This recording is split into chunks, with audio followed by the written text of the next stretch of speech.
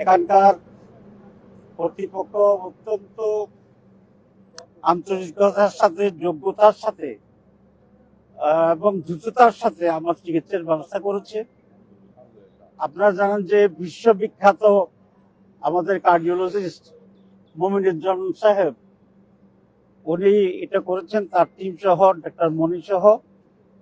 এবং আমার ব্লকটা ছিল পাথরের মতোই শক্ত। এটা স্বাভাবিকভাবে স্ট্যান্ডিং করা অনেক কঠিন। তারা তাৎক্ষণিক একটা বোর্ড করেছিলেন, মমিনুজ্জামান সাহেব ছিল, তারপরে জাহাঙ্গীর কবির সাহেব ছিল, কিডনির প্রফেসর উনি ছিলেন।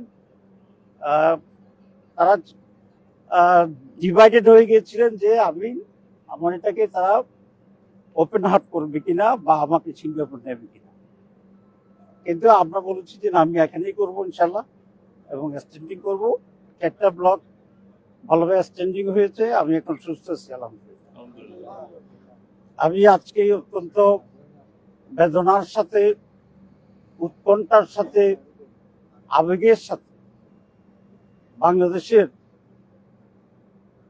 সকল মানুষের প্রিয় নেত্রী বেগম খালেদা জিয়ার এই অবস্থায় আল্লাহর কাছে তার সুস্থতা কামনা করছি। আমি ব্যক্তিগতভাবে এই সাক্ষী দিতে পারি, বেগম জিয়া একান্তভাবে একজন দেশপ্রেমিক নেত্রী ছিলেন, গণতান্ত্রিক নেত্রী ছিলেন। ওনার আপসহীন রাজনীতির কারণেই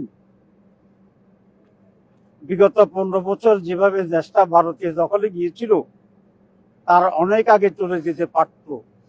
ওনার দৃঢ়তার কারণে সেটা সম্ভব হয়। আজকে উনি কোনো দলের নেত্রী নন, উনি সমগ্র মানুষের নেত্রী। ওনার প্রতি আবেগ ভালোবাসা আমাদের আছে। আমি ব্যক্তিগতভাবে আমার গভীর শ্রদ্ধা জানাচ্ছি, আরোগ্য কামনা করছি। বাংলাদেশ জামাত ইসলামীর পক্ষ থেকে ইতিমধ্যেই আমরা অনেক প্রোগ্রাম নিয়েছি। আমি আবারও জামাতের পক্ষ থেকে আল্লাহর কাছে ওনার সুস্থতা কামনা করছি। আজকে দেশের এই অবস্থাতে জাতীয় রাজনীতি এবং আগামী নির্বাচনের ব্যাপারে